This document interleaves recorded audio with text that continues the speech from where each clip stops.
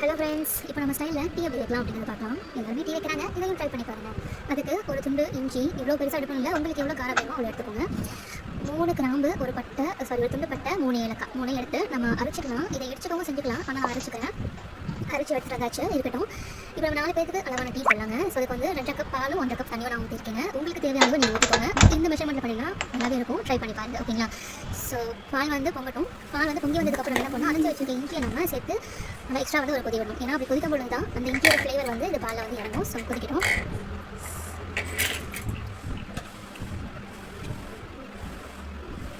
இப்படி சூப்பராக பொங்குறா பார்த்தீங்களா? இந்த டீ லவர்ஸ் தானே தெரியும் இதோட அரோமா எப்படி இருக்கும்னு சொல்லிட்டு.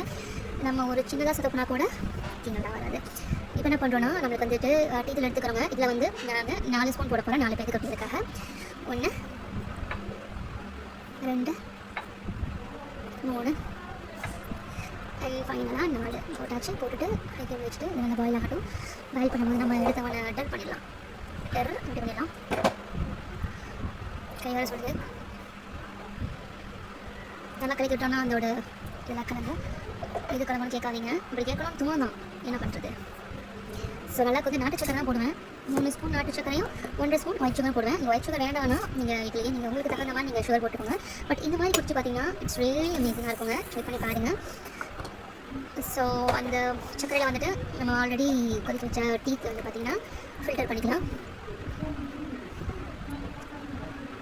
ஃபில்டர் பண்ணியாச்சு. இப்போ ஊற்றி குடித்தோம் அப்படின்னா சூப்பராக இருக்குங்க. நிஜமாக ட்ரை பண்ணி பாருங்கள். It's really good. It's okay. So try பண்ணி பார்த்துட்டு எப்படி இருக்கணும்னு எனக்கு சொல்லுங்கள். 2 கப் ஊற்றுறேன், உங்களுக்கு ஒரு கப் எனக்கு ஒரு கப் வாங்க டீ குடிக்கலாம். ஸோ ட்ரை பண்ணி பார்த்துட்டு எப்படி இருக்குன்னு சொல்லுங்கள்.